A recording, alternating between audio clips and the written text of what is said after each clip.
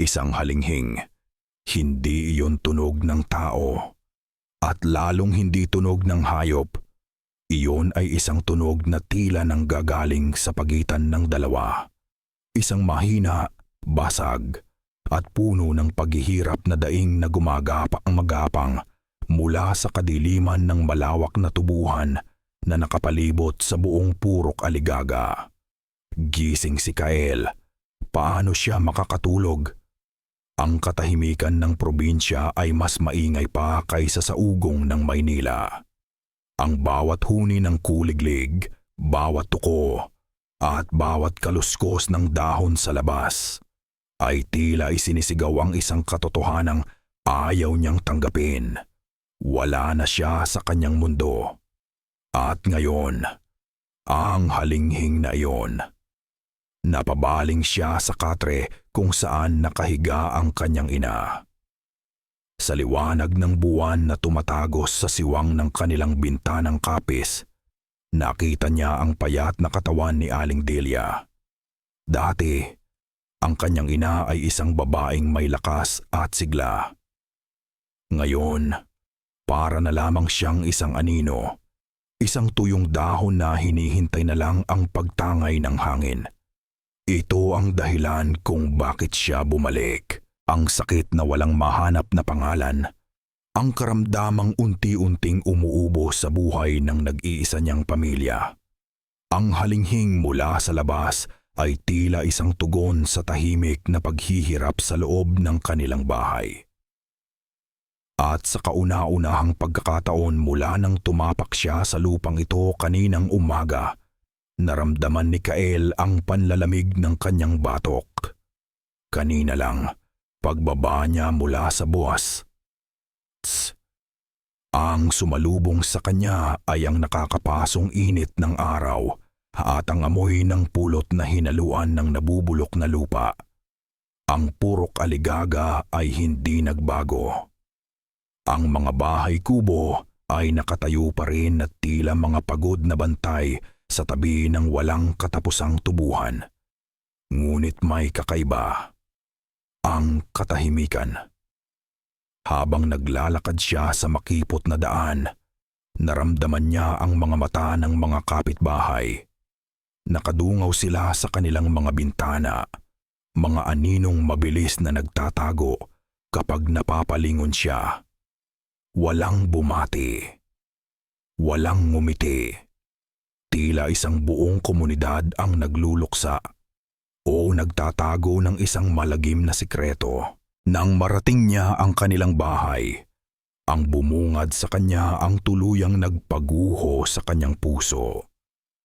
Si Aling Delia, nakaupo sa isang silyang tumba-tumba, nakatingin sa isang sulok ng pader na parabang mayroong kung anong naroon. Ang dating mamula-mulang pisngi nito ay humpak na. At ang mga matay malalim, puno ng takot na hindi maintindihan ni Kael. Inay, tawag niya. Dahan-dahang lumuhod sa harapan nito. Tumingin ito sa kanya, ngunit tila hindi siya lubusang nakikilala. Nandyan na sila. Bulong nito.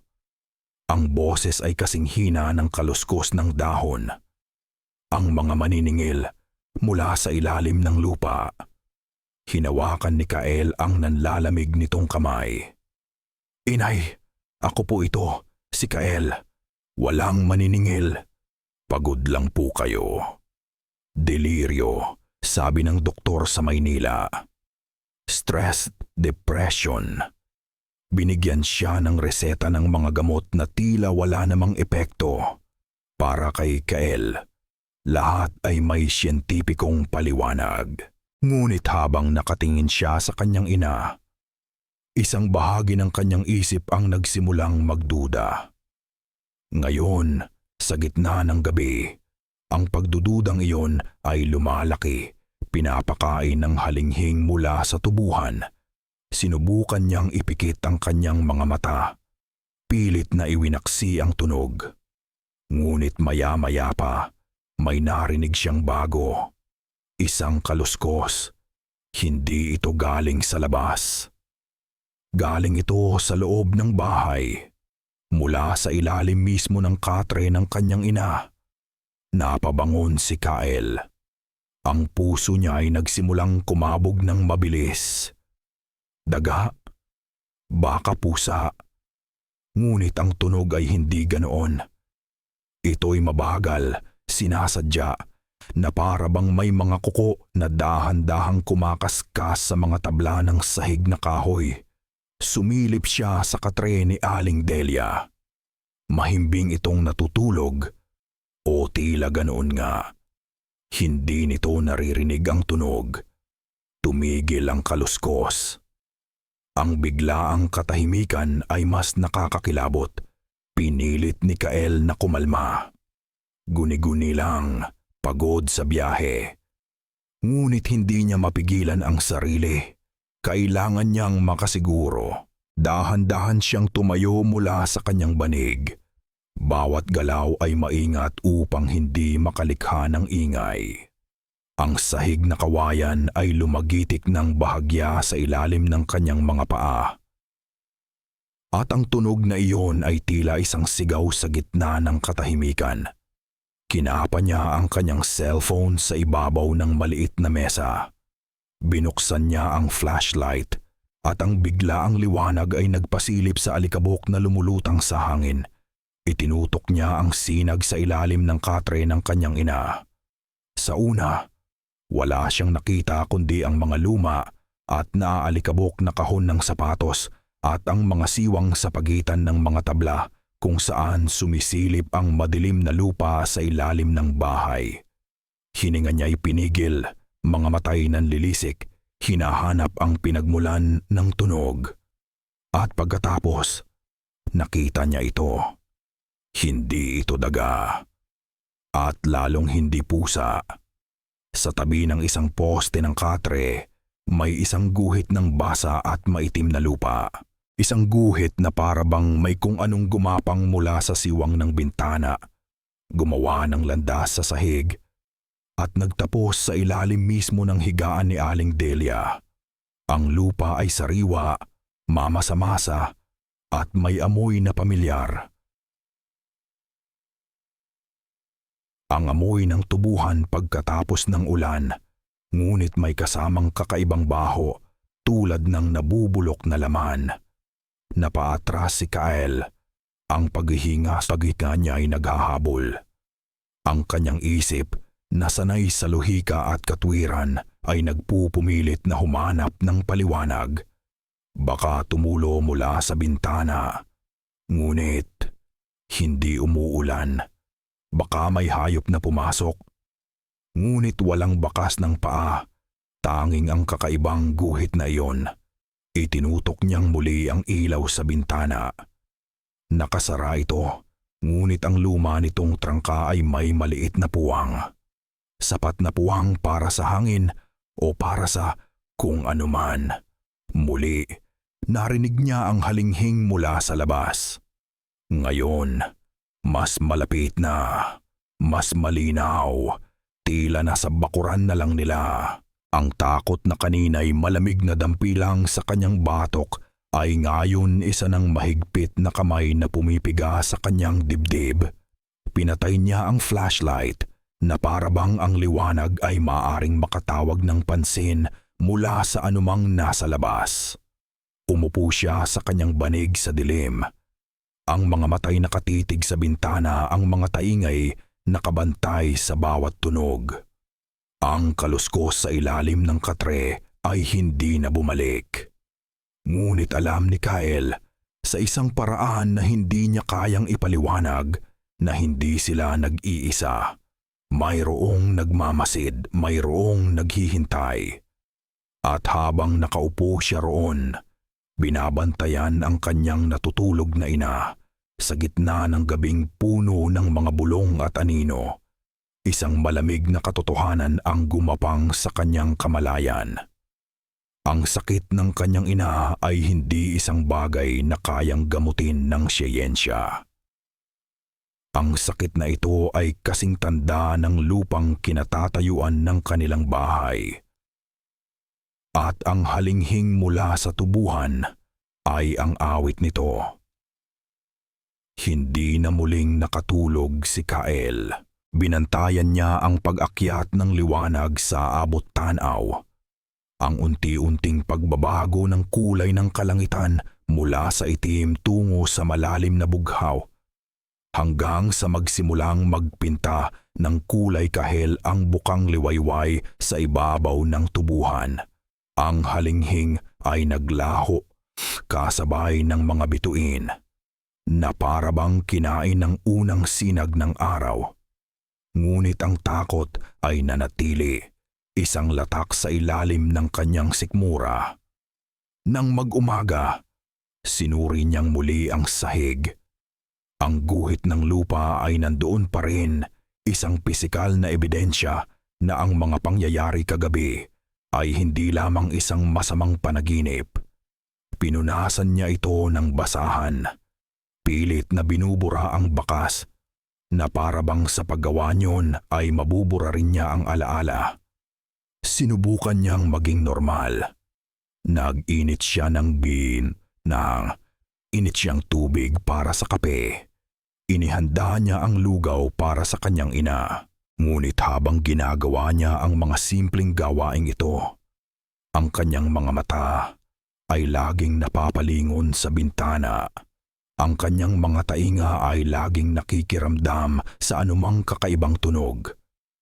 "Kel, anak," mahinang tawag ni Aling Delia mula sa kanyang upuan. Tumingin sa kanya ang ina, at sa isang saglit, nakita ni Kael ang kislap ng dating sigla sa mga mata nito. "Huwag kang lalabas mamayang gabi." "Inay, ayos lang po," sagot ni Kael. Pinipilit ngumiti. "Wala pong problema." Umiling si Aling Delia, at ang kislap sa mga mata nito'y muling nilamon ng takot. "Hindi mo na iintindihan. Sila'y nagugutom." Bago pa man makasagot si Kael, isang malakas at desperadong katok sa pinto ang bumasag sa kanilang pag-uusap. Ang mga katok ay hindi normal. Puno ito ng sindak na parabang ang kumakatok ay hinahabol ng kamatayan. Nagkatinginan sila ng kanyang ina. Ang takot sa mukha ni Aling Delia ay mas lalong lumalim. Nag-aalangang lumapit si Kael sa pinto.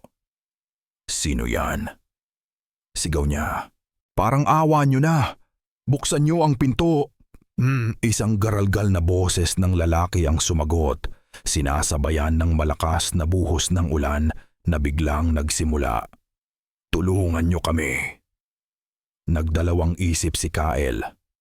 Ang babala ng kanyang ina ay umaalingaw-ngaw sa kanyang isip, ngunit ang tinig sa labas ay puno ng tunay na takot.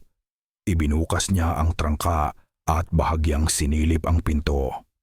Ang bumungad sa kanya ay isang tanawing hindi niya malilimutan. Isang matandang lalaki, payat na tila butot balat na lamang, ang nakatayo sa gitna ng ulan. Ang kanyang mga damit ay punit-punit at puno ng putik. Sa likod niya ay isang dalaga, marahil ay kasing edad niya, na may mahabang buhok na nakadikit sa kanyang mukha dahil sa ulan. Ang mga mata ng dalaga ay nanlalaki sa takot at mahigpit siyang nakakapit sa braso ng matanda. "Pakiusap, iho. Kahit sandali lang. Palipasin lang namin ang ulan at ang yang dilim." Pagmamakaawa ng matanda, ang boses ay nanginginig dahil sa lamig at takot. Naawa si Kael. Anuman ang kinatatakutan niya, ang dalawang taong ito ay malinaw na nasa mas matinding panganib. Ibinukas niya ng maluwag ang pinto. "Tuloy po kayo." Mabilis silang pumasok, nag-iwan ng mga basang bakas sa sahig. Isinara ni Kael ang pinto at ikinandado itong muli. "Maraming salamat, iho. Maraming salamat," sabi ng matanda. Hinahabol ang kanyang hininga. "Ako si Ambo at ito ang anak kong si Lyra." Si Lyra ay hindi nagsalita. Ang mga mata niya'y mabilis na naglakbay sa kabuuan ng maliit na bahay na para bang sinusuri ang bawat sulok. Tila isang mailap na hayop na napadpad sa isang hindi pamilyar na lugar. Ako po si Kael. Ito po ang nanay ko, si Delia. Sabi ni Kael, sabay kuha ng 2 tuyong tuwalya. Ano po bang nangyari sa inyo? Bakit kayo nagpapaulan? Naupo si Tatang Ambo sa isang bangkito. Ang kanyang katawan ay nanginginig pa rin. Tumingin siya kay Kael. At ang nakita ni Kael sa mga mata nito ay isang uri ng lagim na hindi pa niya nasaksihan kailanman. Hinahabol kami, bulong nito. Pinatay nila ang asawa ko, ang ina ni Lira. Sino po ang pumatay? Tanong ni Kael. Ang boses ay bumaba. Ang mga demonyong baboy. Sabi ni Tatang Ambo, ang kanyang mga salita ay tila dumi na pilit niyang iniluluwa. Malalaki, mababangis, kalahating tao, kalahating hayop. Inilabas nila siya mula sa aming bahay at pinagpira-piraso nila siya sa bukid. Natahimik si Kael. Ang kwento ay tila galing sa isang pelikulang katatakutan. Imposible. Ang matanda ay malamang nababaliw dahil sa trauma. Marahil ay mga magnanakaw ang pumatay sa kanyang asawa.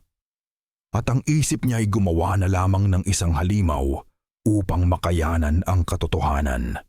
Sinubukan niyang maging mahinahon. Tatang Ambo, baka po nagkamali lang kayo ng nakita. Baka mga masasamang tao lang po iyon.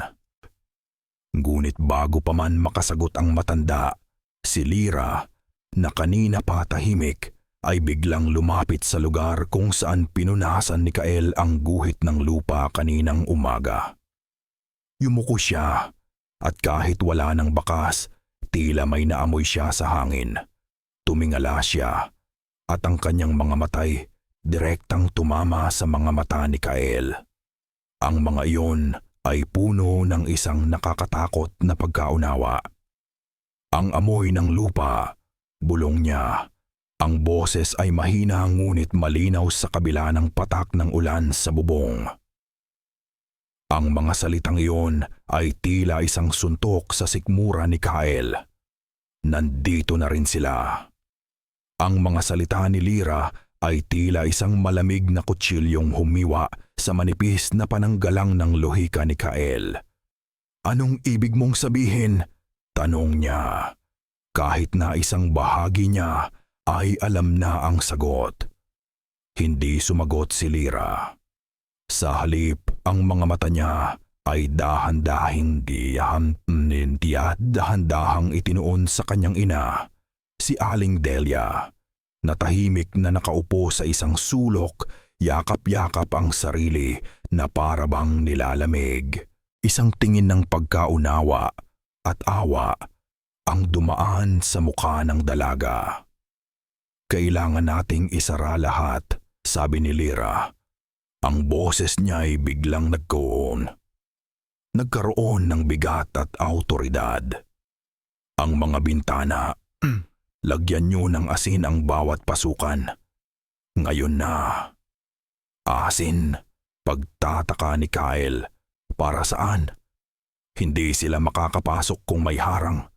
Sagot ni Tatang Ambo, na tila nakabawi na ng kaunting lakas. Ang asin ay banal. Sinusunog nito ang kanilang balat. Ang buong sitwasyon ay parang isang masamang biro. Mga demonyong baboy. Asin ngunit ang takot sa mga mata ng mag-ama ay totoo. At ang alaala ng guhit ng lupa at ng halinghing mula sa tubuhan ay sariwa pa sa isip ni Kael. Kahit labag sa kanyang kalooban, sumunod siya. Habang si Tatang Ambo ay naglalagay ng mga lumang silya upang harangan ang pinto, kinuha ni Kael ang garapon ng asin mula sa kusina. Sa ilalim ng mapagmasid na tingin ni Lira, nagbudbud siya ng manipis na linya ng asin sa sa harapan ng pintuan at sa mga pasimano ng bawat bintana. Bawat butil na nahuhulog ay tila isang pag-amin ng kanyang pagkatalo laban sa isang mundong hindi niya maintindihan. Nang matapos sila, ang maliit na bahay ay tila naging isang kulungan. Ang dilim sa labas ay mas lalong kumapal at ang tunog ng ulan sa kanilang bubong na yero ay lumakas. Na para bang ang langit mismo ay nagagalit. Umupo sila sa gitna ng sala, sa liwanag ng isang sulong lampara. Walang nagsasalita. Ang tanging maririnig ay ang kanilang mga hininga at ang walang tigil na pagpatak ng ulan. Pinakiramdaman ni Kyle ang bawat tunog, ang bawat anino. Ang hangin ay mabigat. Puno ng pag-aabang. At pagkatapos ay nagsimula ito. Isang malakas na kalabog mula sa bubungan. Napatalon silang lahat sa gulat. Ang tunog ay hindi tunog ng bunga ng kahoy na nalaglag o ng pusang tumalon. Ito ay mabigat. Malaki. Na para bang isang buong kabayo ang biglang bumagsak mula sa langit patungo sa kanilang bubong. Sinundan ito ng tunog ng mga kuko, mahahaba at matutulis na kumakaskas sa yero. Pabalik-balik, dahan-dahan. Tila sinusukat ang tibay ng kanilang kanlungan. Napatayo si Kyle, ang puso niya ay dumadagundong sa kanyang dibdib. Ano yon? Mga uwak, bulong ni Lyra. Ang mukha niya ay namumutla sa liwanag ng lampara. Ang mga tagabantay sa himpapawid, kasabay ng pag-scrape. Narinig nila ang isa pang tunog, isang tunog ng pagaspas ng pakpak. Ngunit hindi ito ang normal na pagaspas na naririnig niya sa mga ibon. Ito ay malakas, mabigat, at tila balat ang materyal. Jigom pad tanadeul. Tulad ng sa isang dambuhalang paniki. Biglang may lumitaw na anino sa bintanang kapis sa kanilang itaas. Isang dambuhalang anino na may pakpak. Mabilis itong dumaan, ngunit sapat na iyon upang makita ni Kyle ang hugis nito. Hindi ito ibon. Hindi ito paniki. Ito ay may hugis ng katawan ng tao. Diyos ko! Bulong ni Kyle. Napapaatras hanggang sa mapasandal siya sa dingding. Ang lahat ng kwentong aswang na narinig niya noong bata pa siya, mga kwentong tinatawanan niya, ay biglang nagbalik sa kanya ng may nakakapangilabot na katotohanan. Huwag kayong matakot, sabi ni Lyra, kahit na ang sarili niyang boses ay nanginginig. Mabilis siyang kumilos. Kumuha siya ng isang maliit na lukbot mula sa kanyang basang damit. At mula roon ay inilabas niya ang mga tuyong dahon at isang maliit na krus na gawa sa kahoy. Inilagay niya ang mga dahon sa isang platito at sinindihan ito. Isang mapait ngunit mabangong usok ang kumalat sa loob ng bahay. Habang hawak ang krus, nagsimula siyang bumulong ng isang dasal sa isang lengguwaheng hindi maintindihan ni Kyle. Ito ay luma, malalim at makapangyarihan. Sa labas, tila nagalit ang nilalang sa kanilang ginawa. Mas lumakas ang pagkalabog sa bubong. Isang malakas na puwersa ang tumama sa kanilang pinto. Sapat upang yumanig ang buong bahay. Sumunod pa ang isa at isa pa. Napasigaw si Aling Delia na kanina pa'y parang estatwa sa sulok. At pagkatapos ang pinakakakilakilabot na nangyari. Isang siwang ang unti-unting nabuksan sa kanilang kisame sa pagitan ng 2 piraso ng yero na tila pilit na ibinubuka. Mula sa siwang na iyon, isang bagay na mahaba, maitim, at basa ang dahan-dahang pumasok. Isang dila, Isang dila na kasing haba ng braso ng isang tao na may tulis sa dulo. Gumalaw-galaw ito sa hangin, tila hinahanap ang pinakamainit na bahagi ng silid, at dahan-dahan nagsimula itong gumapang sa ere patungo sa direksyon ni Aling Delia. Hindi na nakapag-isip si Kyle. Ang takot niya ay napalitan ng isang biglaang tapang na dulot ng pagnanais na protektahan ang kanyang ina. Kinuha niya ang pinakamalapit na bagay na mahahawakan, isang matigas na walis tingting, at buong lakas na inihampas sa dila. Isang nakakabinging, hindi makataong sigaw ang umalingaw-ngaw mula sa labas. Ang dila ay mabilis na umurong pabalik sa siwang. Narinig nila ang malakas na pagaspas ng pakpak papalayo, kasabay ng pagtila ng ulan. At pagkatapos, katahimikan. Nakatayo si Kyle sa gitna ng silid, nanginginig, hawak pa rin ang walis. Tumingin siya sa kanyang ina, kay Tatang Ambo, at kay Lira na nakatitig sa kanya ng may halong gulat at respeto. Ang katahimikan ay nanatili hanggang sa sumikat ang araw. Nang sa wakas ay nagkalakas loob si Kyle na lumabas. Wala siyang nakitang anumang bakas, maliban sa isang bagay. Sa ibabaw ng unan ng kanyang ina, sa lugar kung saan ito natulog kagabi, may isang bagay na nakatusok. Isang plumahe ng uwak, itim na itim. Mas malaki kaysa sa ordinaryo, at basa pa sa isang malagkit na likidong nangangamoy, tulad ng pinaghalong bulok na isda at dugo. Kinuha niya ito. At sa paghawak niya sa ebidensyang iyon, gumuho ang huling pader ng kanyang pag-aalinlangan.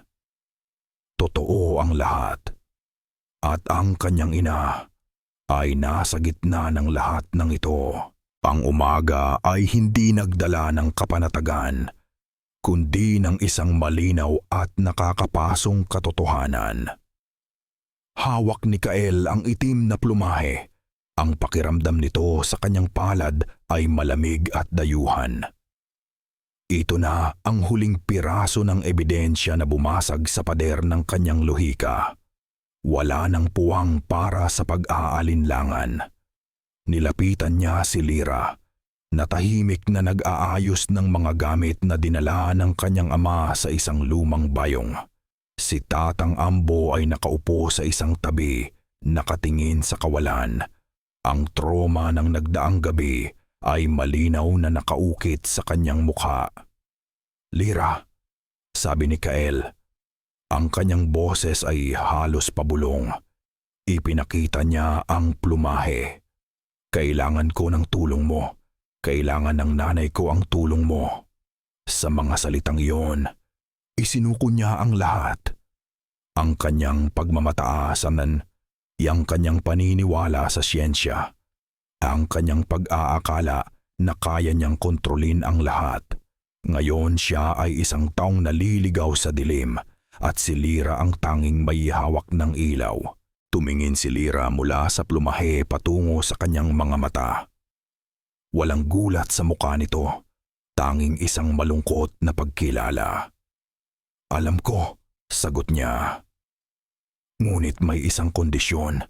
Mula ngayon, lahat ng sasabihin ko, lahat ng ipapagawa ko, kailangan mong pagkatiwalaan. Walang tanong, walang duda. Kaya mo ba yon?" Tumango si Kyle ng walang pag-aatubili. "Kaya ko." "Mabuti," sabi ni Lira. "Dahil ang kalaban natin ay hindi isang simpleng halimaw. Ang sakit ng iyong ina, hindi iyan ordinaryong karamdaman."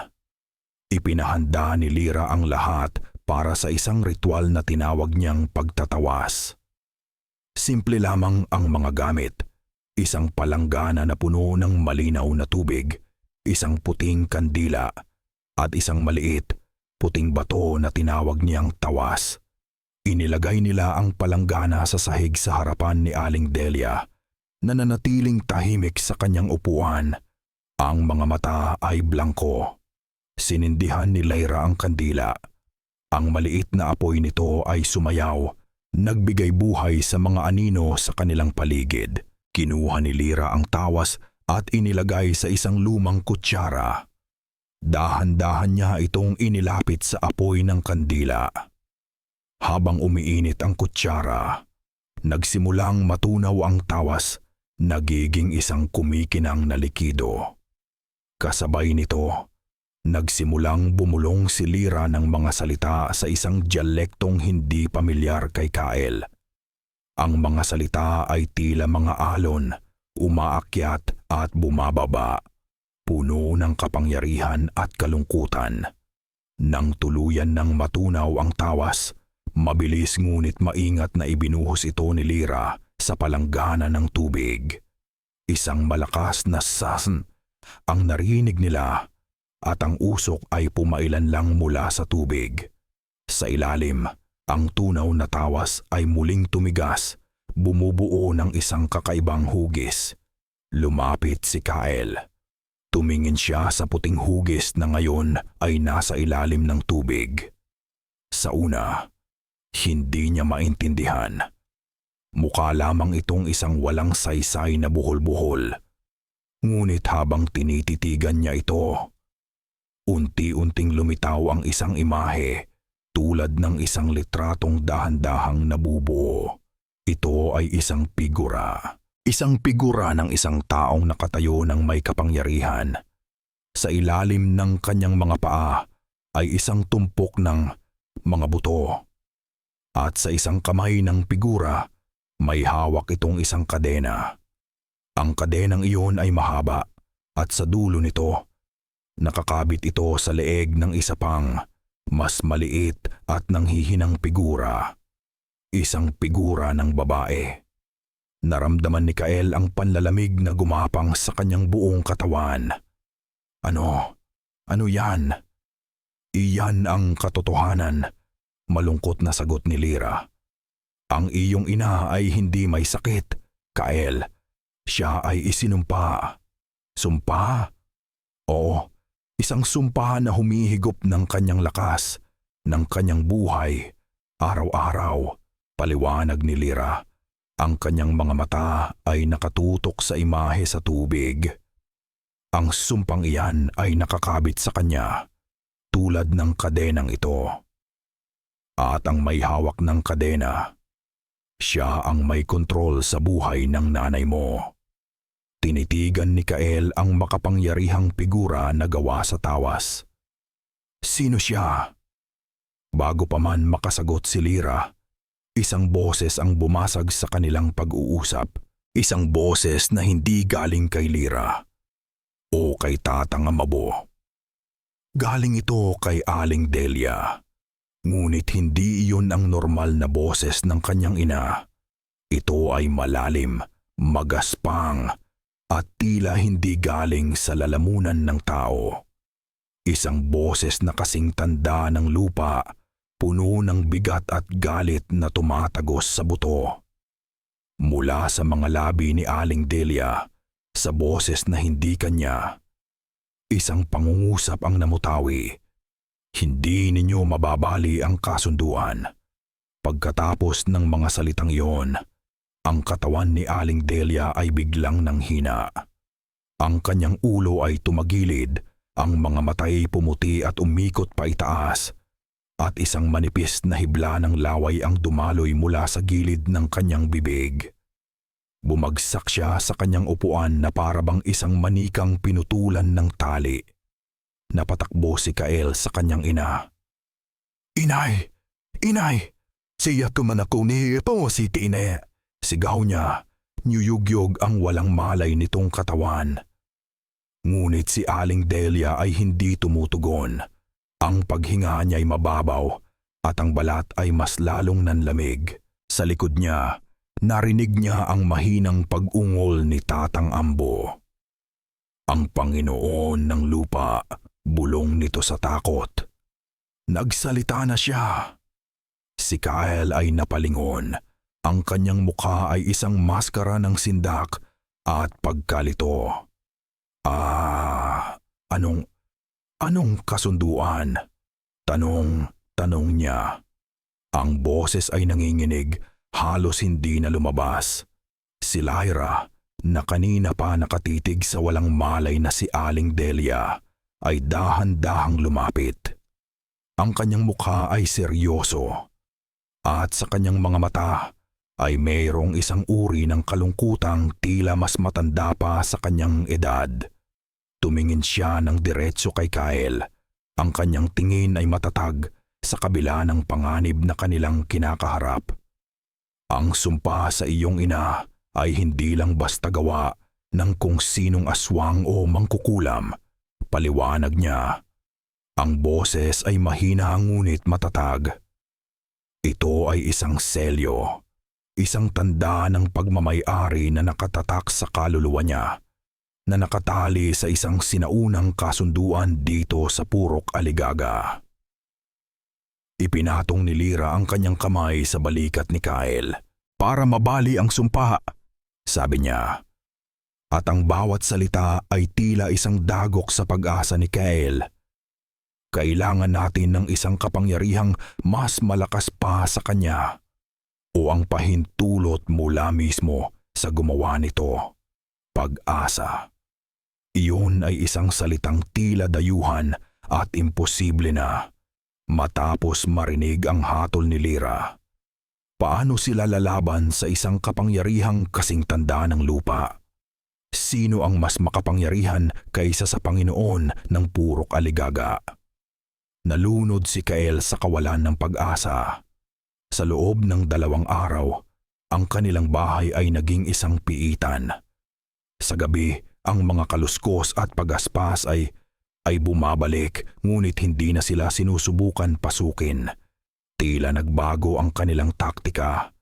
Hindi na sila nananakot, sila ay nagpaparamdam, nagbabantay. Hinihintay nila ang dahan-dahang pagkaubos ng buhay ni Aling Delia, na ngayon ay halos hindi na kumikilos o nagsasalita. Sa 3 araw, hindi na nakatiis si Kyle. Kailangan niyang gumawa ng paraan. Lumabas siya ng bahay kahit patutol si Lyra.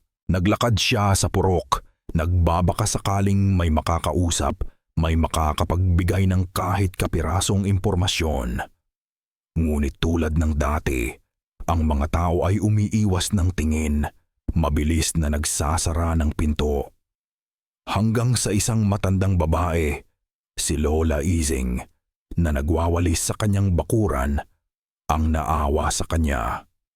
Iho, mahinang tawag nito, tinitiyak na walang ibang nakakarinig. Kung tulong ang kailangan mo, mayroon lang isang tao na kayang tumulong sa ating lahat dito. Sino po? Desperadong tanong ni Kyle.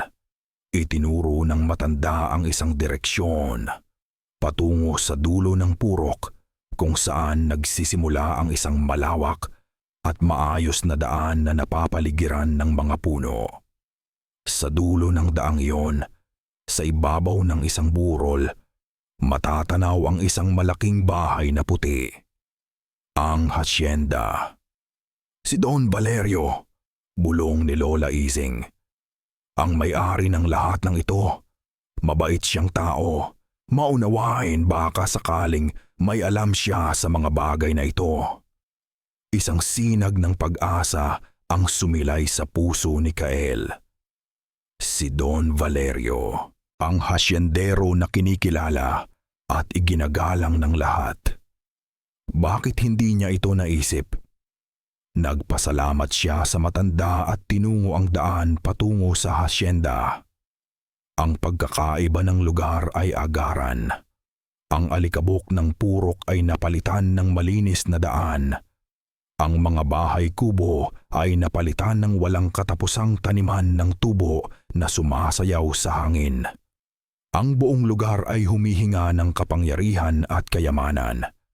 Ang bahay ni Don Valerio ay malaki at luma, gawa sa matitigas na kahoy at bato. Isang testamento ng maraming henerasyon. Sinalubong siya ng isang katulong at dinala sa isang opisina na puno ng mga libro. Ang amoy ay katas ng tabako at lumang papel. Ilang sandali pa, pumasok si Don Valerio. Siya ay isang lalaking nasa mga 50 anyos, matangkad, at may tindig na kagalang-galang. Ang kanyang mga mata ay matalino at tila nakikita ang lahat. Ngumiti ito ng malumanay. "Maupo ka, iho. Ikaw pala ang anak ni Delia. Kael, hindi ba?" Nagulat si Kael na kilala siya nito. Tumango siya at naupo. "Nakarating sa akin ang balita tungkol sa iyong ina." "Lubos kong ikinalulungkot," sabi ni Don Valerio. Ang kanyang boses ay puno ng simpatiya. Doon, ibinuhos ni Kael ang lahat. Ang sakit ng kanyang ina, ang pagdating ni Nalira, ang mga halimaw, ang pagtatawas, ang sumpa habang nagsasalita siya. Inasahan niyang pagtatawanan siya o ituturing na baliw. Ngunit si Don Valerio ay nakinig lamang ng mabuti. Ang kanyang mga daliri ay magkasalikop sa ibabaw ng kanyang mesang nara. Nang matapos si Kyle, tumango-tango ang Don. "Naiintindihan ko," sabi nito. "Ang lupang ito ay matanda na, Kyle. Mas matanda pa sa ating lahat. Maraming mga kuwento at mga nilalang na isinasantabi na lamang ng modernong panahon. Ngunit hindi ibig sabihin na hindi sila totoo." Napaluwag ang paghinga ni Kael. Sa wakas, isang taong nakakaintindi. Tumayo si Don Valerio at binuksan ang isang maliit na baul na kahoy. Mula roon, kinuha niya ang isang bagay at inilagay sa kanyang palad. "Ito," sabi niya, ipinakita ito kay Kael. "Isang mutya na bato. Nasa aming pamilya na ito sa loob ng maraming henerasyon. Sinasabing may kapangyarihan itong magtaboy ng masasamang espiritu. Ang bato ay maliit, bilog at itim na itim, mas maitim pa kaysa sa gabi." Nang iabot ito ni Don Valerio kay Kael, naramdaman niya ang isang kakaibang init na gumapang mula rito patungo sa kanyang palad. Isang init na nagbibigay ginhawa. "Dalhin mo ito," sabi ng Don. "Ilagay mo sa ilalim ng unan ng iyong ina o isabit mo sa kanyang leeg. Ito ang magiging proteksyon ninyo.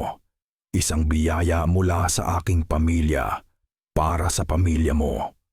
Halos maiyak si Kyle sa pasasalamat. "Salamat po, Don Valerio. Maraming salamat po. Hindi ko po alam kung paano kayo pasasalamatan. Ang kaligtasan ng mga taga rito ay kaligtasan ko na rin," ngiti ni Don Valerio. "Umuwi ka na at mag-ingat ka." Bumalik si Kyle sa kanilang bahay na may bagong lakas at pag-asa. Dala-dala niya ang mutya na parabang ito ang pinakamahalagang bagay sa mundo. Ipinakita niya ito kina Lira at Tatang Ambo. "Tingnan ninyo," bigay ni Don Valerio. "Ito na ang sagot sa mga problema natin." Masayang sabi niya. Kinuha ito ni Tatang Ambo at pinuri ang kabutihan ng hasyendero. Ngunit si Lira ay hindi nagsalita. Kinuha niya ang bato at nang hawakan niya ito, nakita ni Kael ang isang mabilis na pagbabago sa kanyang muka. Isang saglit na panlalaki ng kanyang mga mata. Isang bahagyang pag-atras na parabang nakahawak siya ng isang ahas. Mabilis din itong nawala at napalitan ng isang ekspresyong hindi mabasa ni Kael. Isang halong takot at pagdududa. "Lira, ayos ka lang?" Tumango lang ito at ibinalik ang bato. Sana nga ito na ang sagot." Nang gabing iyon, inilagay ni Kael ang mutya sa ilalim ng unan ng kanyang ina. At sa kauna-unahang pagkakataon sa loob ng maraming araw, ang gabi ay naging tahimik. Walang halinghing mula sa tubuhan. Walang kaluskos sa ilalim ng sahig. Walang bisita sa bubungan. Ang katahimikan ay ganap at lubos. Naramdaman ni Kyle ang pag-akyat ng ginhawa sa kanyang dibdib. Gumana nga. Ligtas na sila. Nakatulog siya ng mahimbing sa unang pagkakataon. Ngunit bago siya tuluyang maglakbay sa panaginip, narinig niya ang isang bulong mula sa kinahihigaan ni Lyra sa kabilang sulok. Isang bulong na puno ng kaba, na tila hindi para sa kanya, kundi isang babala para sa sarili nito. Hindi ito katahimikan. Bulong ni Lyra sa dilim. Ito ay pagmamasid. Para kay Kael, ang katahimikan ay biyaya. Para kay Lyra, ito ay isang pagbabanta. Habang ang binata ay mahimbing na natutulog, dala ng huwad na kapanatagan na bigay ng mutya, si Lyra naman ay gising na gising. Nakaupo siya sa isang sulok, yakap ang kanyang mga tuhod, ang kanyang pandama. Ay nakaalerto sa sukdulan. Alam niya ang ganitong uri ng katahimian.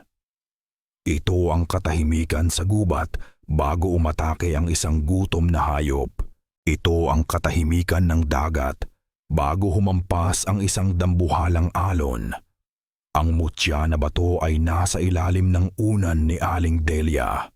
Ngunit ang epekto nito ay ramdam ni Lyra sa buong kabahayan. Hindi ito init ng proteksyon. Ito ay isang kakaibang lamig, isang presensyang nagpapatigil sa lahat ng bagay sa paligid. Tila isang utos na ipinagbabawal ang pag-iingay. Hindi siya mapakali. Tumayo siya at dahan-dahang sumilip sa siwang ng kanilang bintana. Ang buwan ay maliwanag, nagbibigay ng maputlang liwanag sa tubuhan. At doon, nakita niya sila. Sa gilid ng tubuhan, sa lilim ng mga puno, may mga taong nakatayo. Hindi sila gumagalaw, hindi sila nagsasalita. Sila ay mga anino lamang na nakatitig sa kanilang bahay. Nakilala niya ang ilan sa kanila, mga kapitbahay na nakita niya noong umaga. Ang mga mukha na umiwas sa kanyang tingin. Ngayon, ang kanilang mga mukha ay blanko, walang emosyon, na para bang sila'y mga manikang naghihintay ng utos mula sa kanilang amo. Hindi sila umaatake. Sila ay nagmamasid, nagbabantay. Kinilabutan si Lyra. Ang mutya ay hindi nagtataboy. Ito ay nag-uutos. Pumasok siya pabalik sa loob. Ang puso'y kumakabog. Kailangan niyang makasiguro. Dahan-dahan upang hindi magising si Kael. Kinuha niya ang mutya mula sa ilalim ng unan ni Aling Delia. Ang bato ay malamig sa kanyang palad. Isang piraso ng nagyelong nagyelong gabi. Dinala niya ito sa tabi ng lampara. Nagdasal siya ng isang lumang orasyon na itinuro ng kanyang ina.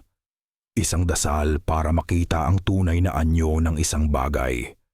Habang bumubulong siya, inilapit niya ang mutya sa apoy ng kandila. Ang normal na agimat ay dapat magliliwanag, maglalabas ng sarili nitong init at banal na enerhiya. Ngunit ang batong ito, iba. Habang papalapit ito sa apoy, ang apoy ay hindi lumakas. Sa halip, ito'y tila umurong.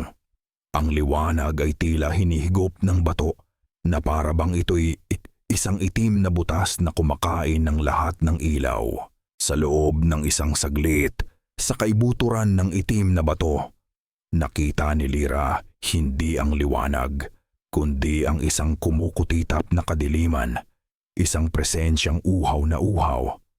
Binitiwan niya ang bato na para siyang napaso. Bumagsak ito sa sahig na may mahinang kalantog. Ang kanyang hininga ay halos hindi lumalabas at ang kanyang mga kamay ay nanginginig. Ang hinala niya ay tama. Ito ay hindi biyaya. Ito ay isang tanikala. Tumakbo siya sa lumang bayong kung saan nakatago ang iilang bagay na naisalba niya mula sa kanilang bahay. Ang mga bagay na naiwan ng kanyang ina.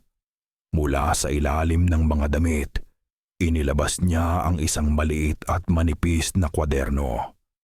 Ang pabalat nito ay luma na, at ang mga pahina ay naninilaw na. Ito ang talaarawan ng kanyang ina. Isang koleksyon ng mga orasyon, mga halamang gamot, at mga kaalaman tungkol sa mga nilalang ng gabi. Dali-dali niyang binuklat ang mga pahina. Ang kanyang mga daliri ay nanginginig. Hinanap niya ang anumang impormasyon tungkol sa mga mutya, sa mga itim na bato. At sa isang pahinang halos mapunit na sa kalumaan, nakita niya ang isang guhit ng isang itim na bato, na may mga nakasulat sa gilid sa sulat kamay ng kanyang ina. Mutya na bato ng abwak, isang kasangkapang ginagamit ng mga pinuno upang kontrolin ang kanilang mga alagad. Hindi ito nagtataboy, ito ay nag-uutos. Hindi ito nagbibigay ng proteksyon. Ito ay nagpapatahimik upang ang biktima ay hindi makapalag. Ito ang bato ng alipin. Sa ilalim ng sulat, may isa pang mas maliit na tala. Ang pamilya Valerio, ang mga pastol, ang bato ang kanilang pamalo. Sa pagbasa niya sa mga salitang iyon, ang lahat ng piraso ay biglang nagkabit-kabit sa kanyang isipan. Ang kabaitan ni Don Valerio, ang biglaang katahimikan, ang mga taong nagmamasid sa labas, ang sumpa kay Aling Delia. Hindi sila tinutulungan ni Don Valerio. Sila ay binabantayan. Sila ay kinukulong.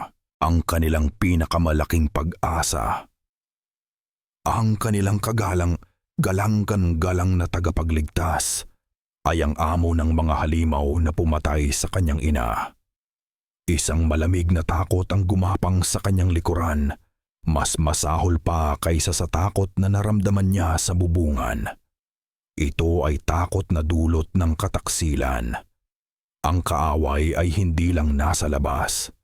Ito ay nasa tabi nila, nagpapanggap na kaibigan, nag-aalok ng tulong na sa katotohanan ay lason. Itinago niya ang talaarawan. Ibinaba niya ang tingin kay Kael na mahimbing pa ring natutulog, walang kamalay-malay sa katotohanang kanilang natuklasan. Naawa siya sa binata. Ang pag-asa na nakita niya sa mga mata nito kanina ay malapit nang mabasag. At kapag nabasag ito, hindi niya alam kung ano ang mangyayari sa kanilang lahat. Tumingala siya sa langit sa labas ng bintana. Isang uwak, isang dambuhalang anino na may mga pakpak, ang tahimik na lumilipad paikot-ikot sa itaas ng kanilang bahay. Hindi ito umaatake. Hindi ito gumagawa ng ingay. Ito ay tila isang sundalong nag-uulat sa kanyang general. Tinitiyak na ang mga bilanggo ay nasa loob pa ng kanilang selda. Naiintindihan na ni Lyra. Ang bahay na ito ay hindi na isang kanlungan. Ito ay isang bitag. At sila, ang mga daga sa loob, ay naghihintay na lamang sa pagdating ng pusa. Nagising si Kael na may ngiti sa labi. Ito ang unang pagkakataon sa loob ng maraming araw na naramdaman niya ang gaan ng loob. Ang bigat sa kanyang dibdib ay nawala, pinalitan ng isang bagong pag-asa. Ang katahimikan ng nagdaang gabi ay isang pangako na ang mutya ni Don Valerio ay gumagana. Ngunit ang ngiti niya ay agad na naglaho nang makita niya ang mukha ni Lyra. Nakaupo ito sa isang sulok, gising na. At sa liwanag ng umaga, Kitang-kita niya ang pagod at puyat sa mga mata nito. Ngunit mayroon pa roon isang uri ng matinding kalungkutan at takot. "Hindi ka natulog," sabi ni Kael. "Paano ako makakatulog kung alam kong ang bantay sa ating pinto ay ang lobo mismo?" Sagot ni Lyra. Ang kanyang boses ay walang sigla. Napakunot ang noo ni Kael. "Anong ibig mong sabihin?" "Ligtas tayo kagabi." Tahimik, gumana ang mutya. Tumayo si Lyra. Sa kanyang kamay, hawak niya ang itim na bato. "Hindi ito gumana, Kael. Umorder ito." Lumapit siya at inilatag sa mesa ang talaarawan ng kanyang ina. Bukas sa pahina kung saan nakaguhit ang bato. "Basahin mo." Nag-aalangang binasa ni Kael ang mga salita. Bato ng alipin. Ang pamilya Valerio. Ang mga pastol. Naramdaman niya ang pag-akyat ng galit. Ano to? Mga sulat ng isang matandang babae na naniniwala sa mga kwentong kutsero. "Lyra, si Don Valerio ang tumulong sa atin. Siya lang ang nag-iisang tao sa buong purok na nagmalasakit. Dahil ang tupa ay hindi dapat maligaw bago ito katayin." Sigaw ni Lyra. Ang kanyang boses ay biglang tumaas. Puno ng pighati at galit na naipon. "Hindi mo ba naiintindihan, Kael? Ang katahimikan kagabi ay hindi dahil takot sila sa mutya. Tahimik dahil inutusan sila ng may-ari nito na magmasid na lang. Ang bahay na ito ay naging isang kulungan at ang mutya ang rehas." Ang mga salita ay tumama kay Kael na parang mga sampal, ngunit pilit niyang tinataboy ang mga ito. Hindi maaari. Kung totoo ang sinasabi ni Lyra, kung si Don Valerio ang kaaway, wala na silang pag-asa. Wala na silang matatakbuhan. Ang katotohanan iyon ay mas nakakatakot kaysa sa kahit anong aswang. "Hindi ako naniniwala sa iyo," mariin niyang sabi, kahit na ang isang maliit na tinig sa kanyang isip ay nagsisimula ng magduda. "Nasisiraan ka lang ng bait dahil sa nangyari sa ina mo." Isang luhang pumatak mula sa mata ni Lyra. "Sana nga," bulong niya.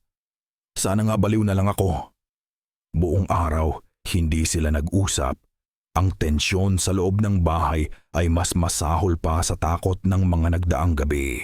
Si Kael ay pilit na kumikilos ng normal, ngunit ang mga salita ni Lyra ay umuulit-ulit sa kanyang isipan. Kinahapunan, hindi na niya natiis. Kailangan niyang patunayan na mali si Lyra. Kailangan niyang ibalik ang kanyang pag-asa. Nagsinungaling siyang bibili lang ng gamot sa kabilang bayan.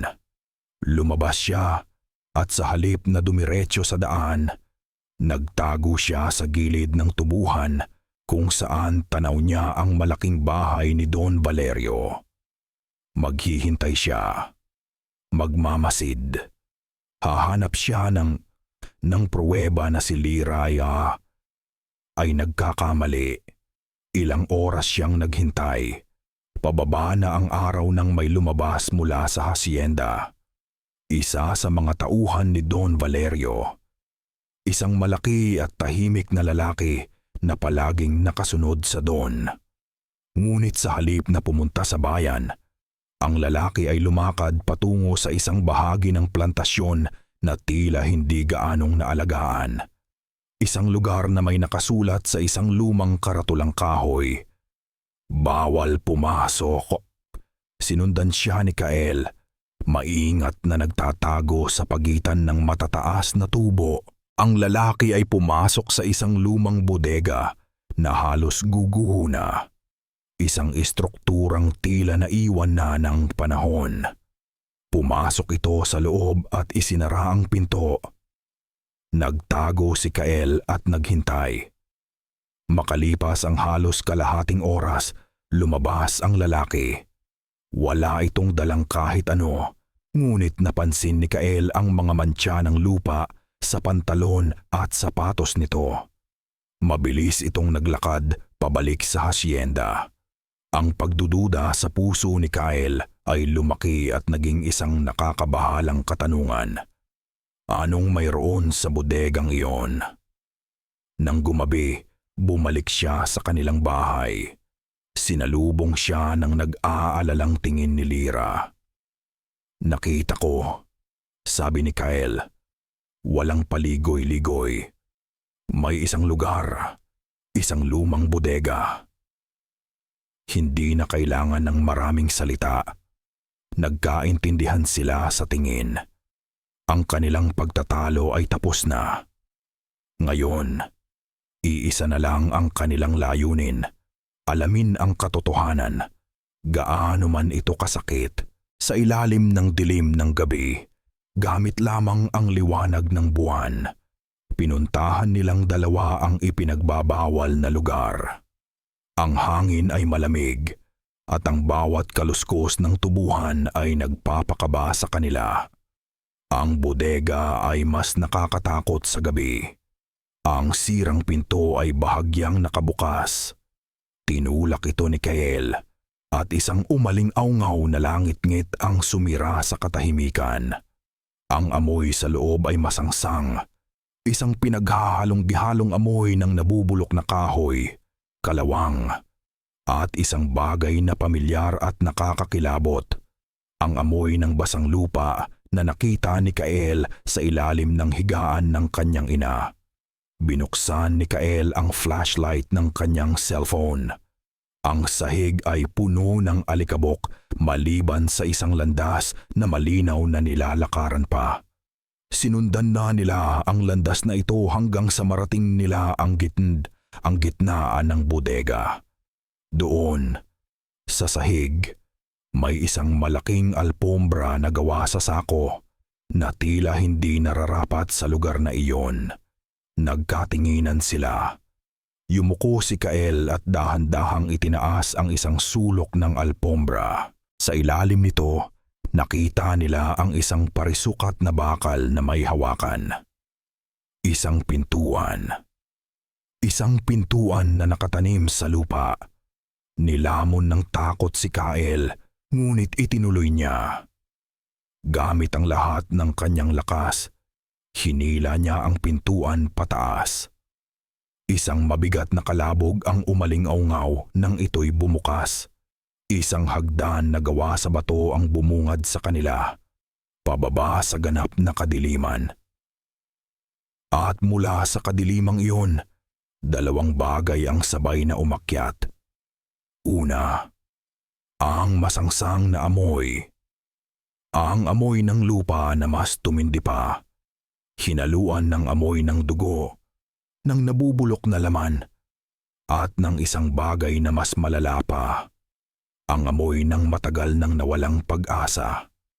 Pangalawa, isang tunog. Isang mahinang ungol, isang tunog ng paghihirap na hindi galing sa isang tao lang. Ito ay isang koro ng daing, mahina at halos hindi marinig, na parabang ang mga kaluluwa mismo ng lupang kinatatayuan nila ay umiiyak sa sakit. Napaatras si Lyra.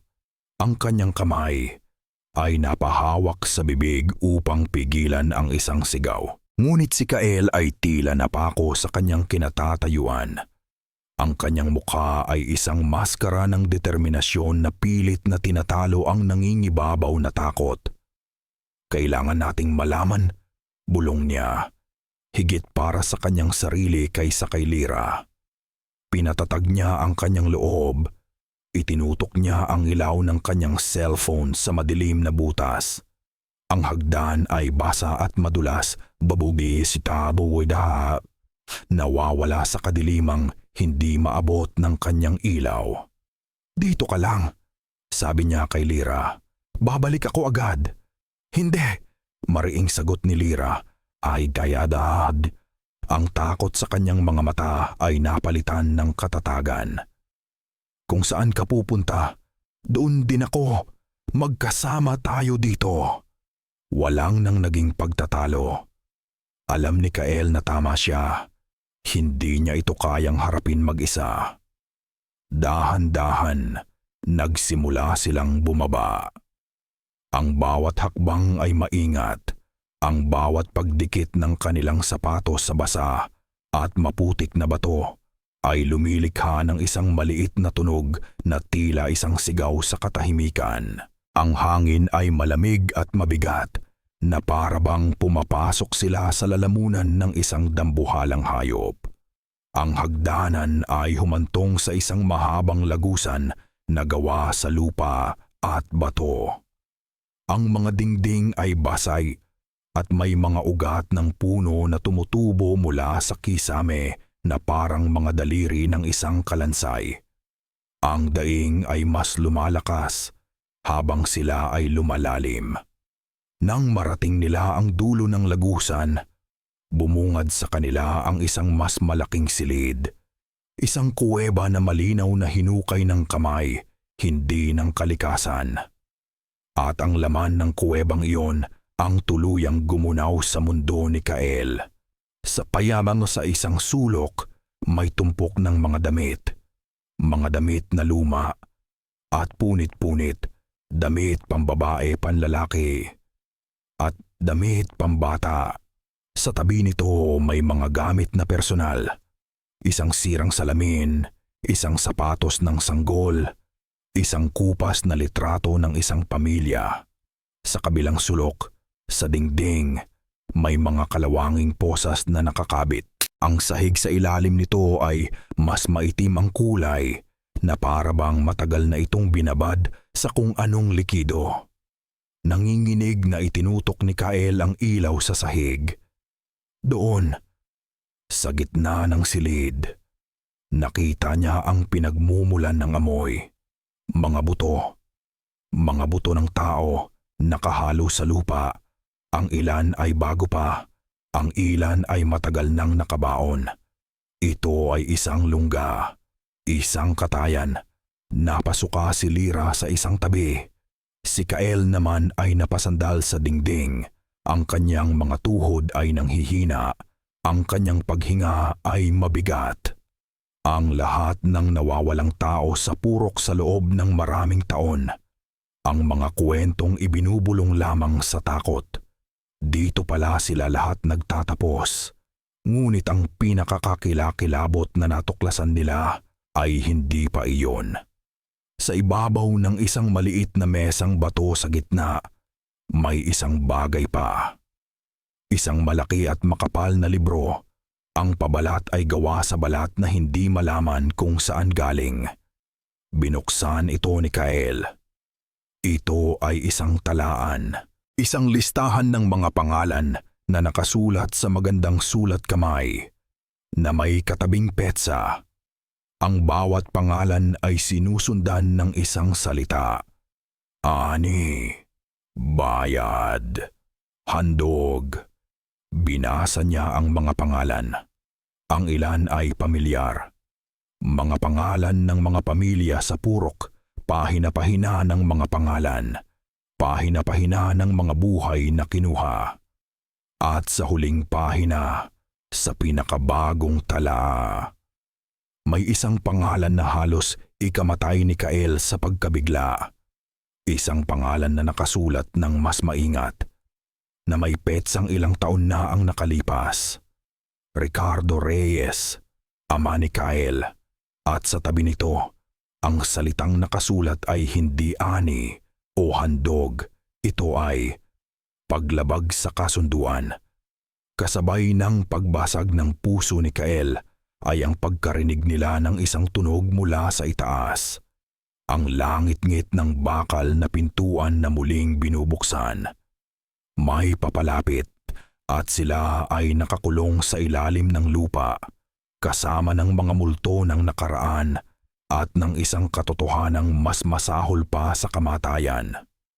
Ang pangalan ng kanyang ama, Ricardo Reyes, paglabag sa kasunduan. Sa isang iglap, tila nawalan ng hangin ang buong kuweba. Ang mga daing mula sa nakaraan ay biglang tumahimik at ang tanging naririnig ni Kael ay ang dagundong ng sarili niyang dugo sa kanyang mga tainga. Ang lahat ng alaala niya sa kanyang ama. Ang mga ngiti, ang mga aral, ang biglaang balita ng kanyang aksidente sa tubuhan ay nag-flash sa kanyang isipan. Ngayon ay nababalutan ng isang bago at mas malagim na kahulugan. Hindi ito aksidente. Ito ay isang parusa. Kael. Ang bulong ni Lyra ang pumutol sa kanyang pagkatulala. Hinila siya nito patungo sa pinakamadilim na sulok ng kuweba, sa likod ng isang malaking bato. Kasabay nito, ang tunog mula sa itaas ay lumakas. Mga yabag, higit sa isa. Mabibigat na yabag, sinasabayan ng isang mahinang kaluskos na para bang may mga kukong sumasayad sa bato. Pinatay ni Kael ang ilaw ng kanyang cellphone. Ganap na kadiliman. Pinigil nila ang kanilang paghinga. Ang mga yabag ay nasa hagdanan na, dahan-dahang bumababa. Ang amoy ng basang lupa ay mas lalong tumindi. Ngayon ay may kasamang isang mabangis na amoy, tulad ng isang mabangis na hayop. 2 anino ang lumitaw sa bukana ng lagusan. Kahit sa dilim, nakita ni Kael ang kanilang mga anyo. Sila ay may hugis tao, ngunit ang kanilang mga galaw ay mali.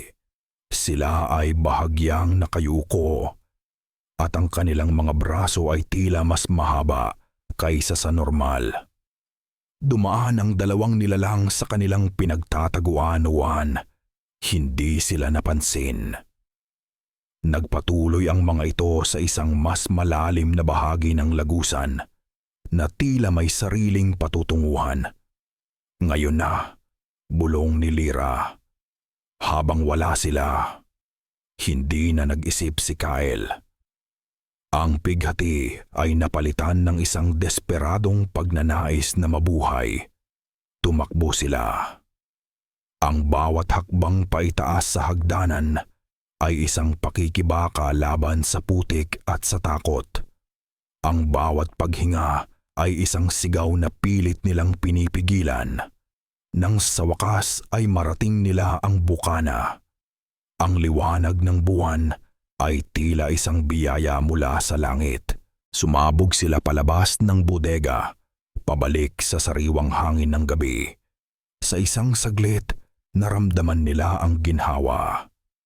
Ang kalayaan. Ngunit ang ginhawa ay panandalian lamang. Sa kanilang paglabas, sa liwanag ng buwan, isang anino ang naghihintay sa kanila sa labas ng pintuan ng bodega. Isang anino na nakatayo ng tuwid at payapa, na para bang matagal na silang inaasahan. Si Don Valerio. Ngumiti ito, isang nangiting hindi umabot sa kanyang mga mata. Gabi na, sabi niya. Ang kanyang boses ay kalmado at malumanay, na lalong nagpatindi sa kilabot ng sitwasyon. Hindi ba't delikado para sa inyong dalawa na magpagalagala sa aking lupain? Sa likod niya, 2 pang anino ang lumitaw mula sa kadiliman ng tubuhan. Binitbit nila ang isang walang malay na katawan at walang awang inihagis sa lupa sa paanan ni Don Valerio. Si Tatang Ambo. Tatang! Sigaw ni Lyra. Akmang tatakbo, ngunit pinigilan siya ni Kael. Huwag kang mag-alala, Lyra, sabi ni Don Valerio. Tinitingnan ang matanda na para bang ito'y isang langgam lamang. Natutulog lang siya.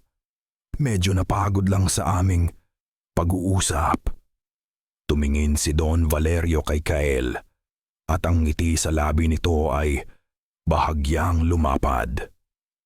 Ricardo Reyes, sabi niya. Binabanggit ang pangalan ng ama ni Kael na may halong pang-aasar.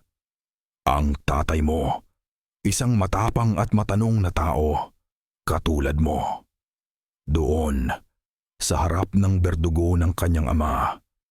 Ang lahat ng takot ni Kael ay biglang naglaho, napalitan ng isang nag-aapoy na galit. "Hayop ka!" sigaw niya. "Pinatay mo siya! Pinatay mo silang lahat!"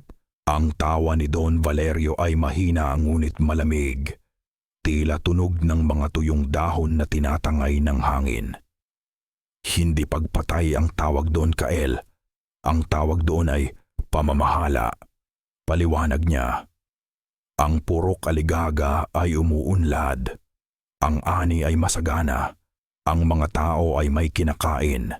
Ito ay dahil sa isang kasunduan ng dugo na pinanday ng aking mga ninuno at ng mga ninuno ng mga taong nakatira dito.